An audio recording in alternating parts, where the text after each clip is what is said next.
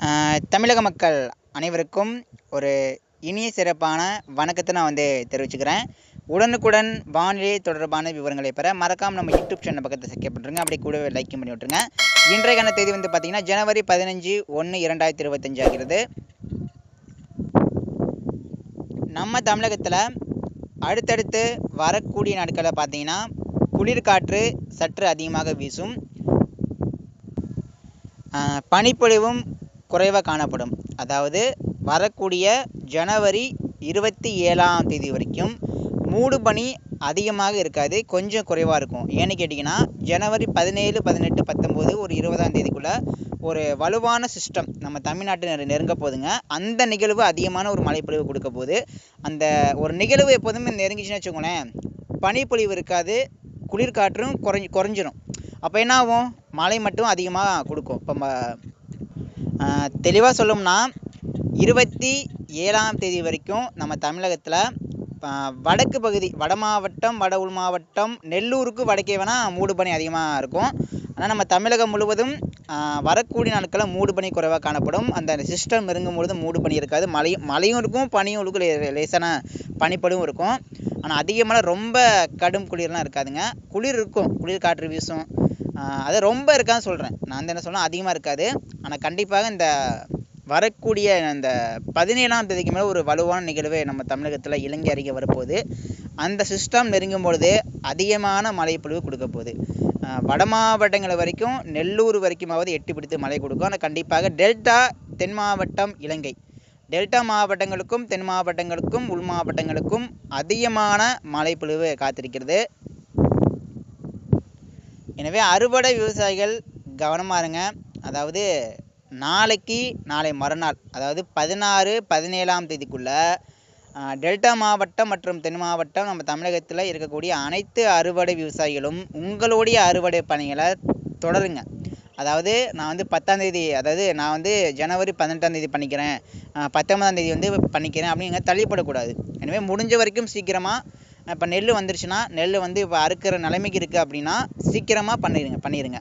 நாளை அல்லது நாளை மறுநாளுக்குள்ளே 2 நாள் டைம் இருக்குது, அதுக்குள்ளே பண்ண பாருங்கள். ஏன்னா அந்த நிகழ்வு நம்ம தமிழகம் நோக்கி, இலங்கை நோக்கி தான், டெல்டா நோக்கி தான் நகரப்போகுது.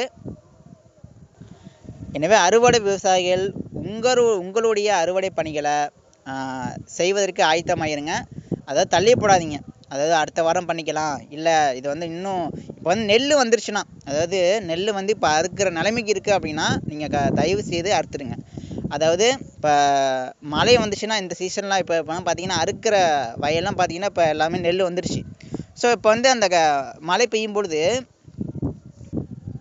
அது கனமழை பெய்தால் கூட சில இடங்களில் இந்த வயல்லாம் பார்த்தீங்கன்னா அப்படியே என்ன ஆகுன்னா, அப்படியே நெல்லோடு அப்படியே சாஞ்சி போயிடும். ஸோ அப்படி இருக்கும் பொழுது அந்த நிகழ்வு, வரக்கூடிய நிகழ்வு மிக கனமழை வரைக்கும் ஒரு 20 சென்டிமீட்டர் மேலே கூட மழை கொடுப்பதற்கு வாய்ப்பு இருக்குது. அப்படிங்கிற பொழுது நம்ம இந்த அறுவடை பணிகளை இப்போவே செய்து விடுவது நல்லது. எனவே அறுவடை விவசாயிகள் உங்களுடைய அறுவடை பணிகளை செய்யுங்க. 18, 19ஆம் தேதி மழை இருக்குது, வட மாவட்டங்களுக்கும் மழை இருக்குது. டெல்டா மாவட்டம், தென் மாவட்டம், மேற்கு மாவட்டம், அனைத்து உள் மாவட்டங்களிலும் மழையோட தீவிரம் அதிகமாக காணப்படுங்க. இதனால் கவனமாக இருங்க. அறுவடை விவசாயிகள் கண்டிப்பாக கவனமாக இருக்கணும். அதே போல் தமிழகத்தில் இருக்கக்கூடிய எல்லாருமே கவனமாக இருங்க.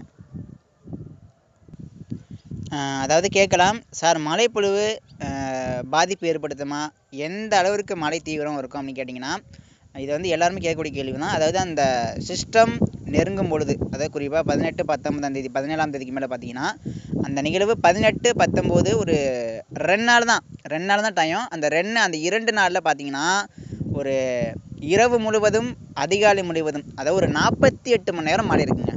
அதாவது அதில் கணக்குப்படி பார்த்தீங்கன்னா 48 மணி நேரம் மழை இருக்குது. அந்த 48 மணி நேரமும் விட்டு விட்டு விட்டு விட்டு விட்டு சில இடங்கள் தொடர் மழையாக கூட இருக்கலாம், சில இடங்களில் தொடர் மழையாக கூட இருக்கலாம் டெல்டாவில். ஆனால் பல்வேறு பெரும்பாலான மாவட்டங்களில் கனமழை, மிக கனமழை விட்டு விட்டு விட்டு விட்டு விட்டு பதிவாகும். ஸோ மழையோட அதிகபட்சம் மழையளவு பார்த்தீங்கன்னா 25, 27 சென்டிமீட்டர் கூட சில இடங்களில் பதிவாகலாம். ஆனால் பரவலாக 10, 15 சென்டிமீட்டர் மேலே பரவலாக டெல்டா மாவட்டம், தென் மாவட்டம், மேற்கு மாவட்டங்களில் 15, 10 சென்டிமீட்டர் மேலே மழை பதிவாக வாய்ப்பு இருக்குது.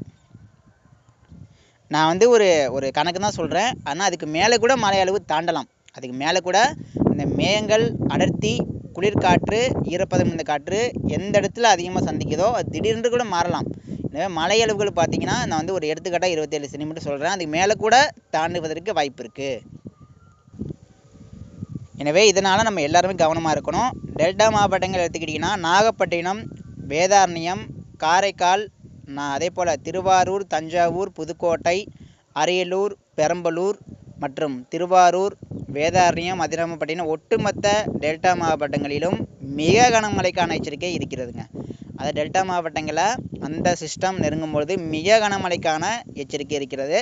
அதே போல் தென் மாவட்டமாகிய மதுரை, தேனி, ராமநாதபுரம், ராமேஸ்வரம், சிவகங்கை, காரைக்குடி, திருநெல்வேலி, கன்னியாகுமரி மற்றும் தேனி மாவட்டம், தென் மாவட்டம், மேற்கு தொடர்ச்சி மலைப்பகுதிகள், சிவகாசி, தென்காசி மற்றும் கோயம்புத்தூர் மேற்கு மாவட்டங்களுக்கும் தென் மாவட்டங்கள் முழுவதுமே கனமழை, மிக கனமழை, சில இடங்களில் அதீத கனமழை கூட பெய்வதற்கு வாய்ப்பு இருக்குது. அதே போல் வட மாவட்டங்களுக்கும் கனமழை பரவலாக இருக்குது. சேலம், கிருஷ்ணகிரி, தருமபுரி, வட உள் மாவட்டங்களிலும் பரவலாக கனமழைக்கான வாய்ப்பு இருக்குது. அதிகபட்சமாக பெங்களூர் வரைக்கும், ஒசூர் பெங்களூர் வரைக்கும் முன்னேற்றம் அடைந்து மிதமான மழை வந்து கொடுக்கும். பெங்களூர் வரைக்கும் முன்னேற்றம் அடையும். ஆனால் அதுக்கு மேலே நெல்லூர் கூட முன்னேற்றம் அடையலாம். ஆனால் கண்டிப்பாக சென்னை வரைக்கும் முன்னேற்றம் அடைஞ்சிடும். ஆனால் டெல்டா, புதுச்சேரி தெற்கே அதிகமான மழை இருக்குது. டெல்டா மாவட்டம், தென் மாவட்டங்களுக்கு அதிகமான மழை இருக்குது. ஸோ இப்போ இருக்கக்கூடிய ஆய்வு முடிவின்படி அந்த நிகழ்வு இலங்கை நோக்கி தான் நகரும். இலங்கை டெல்டா நோக்கி, டெல்டா மாவட்டம் அருகே வந்து அதிகமான மழை வந்து கொடுப்பதற்கு வாய்ப்பு இருக்குது. இப்போ வந்து ஒரு கன்ஃபார்ம், அதாவது ஒரு உறுதி அப்படிங்கிறது பார்த்தீங்கன்னா ஒரு 80% மேலே உறுதி. 85% மேலே அது வந்து கண்டிப்பாக ஒரு நல்ல கனமழை கொடுப்பதற்கு வாய்ப்பு இருக்குது. எனவே டெல்டா மாவட்ட மக்கள், வட மாவட்ட மக்கள், தென் மாவட்ட மக்கள், எல்லா மாவட்ட மக்களும் கவனமாக இருங்க. அறுவடை விவசாயிகள் உங்களுடைய அறுவடை பணிகளை இன்று, நாளை, வரக்கூடிய மணி நேரம், அதை அந்த 18ஆம் தேதிக்குள்ளே சீக்கிரம் முடிக்க பாருங்கள். அந்த நிகழ்வு சீக்கிரமாகவே அதிவேகமாக இப்போ தெற்கு, அதாவது இலங்கையிலேருந்து தென்கிழக்கே இருக்கிறது. அது அடுத்தடுத்து வரக்கூடிய நாட்களில் இலங்கை மற்றும் தமிழகம் நோக்கி தான் வரும். எனவே மிகுந்த கவனமாக இருக்கணும். டெல்டா மாவட்டங்களுக்கு மிக கனமழைக்கான எச்சரிக்கை இருக்குது. தென் மாவட்டங்களுக்கும் பரவலாக கனமழை, மிக கனமழைக்கான எச்சரிக்கை இருக்குது. அதே போல் மேற்கு மாவட்டங்களுக்கும் கனமழை பரவலாக எச்சரிக்கை இருக்கிறது. வட மாவட்டங்களுக்கும் நெல்லூர், அதே போல் திருப்பதி வரைக்கும் எட்டுப்பிடித்து மிதமான மழை. ஆனால் சென்னைக்கெல்லாம் கனமழை இருக்குது. சென்னைக்கெல்லாம் எட்டுப்பிடித்து கனமழை கொடுக்கும். புதுச்சேரிக்கு, செங்கல்பட்டுக்கு தெற்கே கனமழை, மிக கனமழை உறுதி. நன்றிங்க. தொடர்ந்து பாருங்கள். இனி வரக்கூடிய அப்டேட்கள் ரொம்ப முக்கியமானது. நன்றிங்க.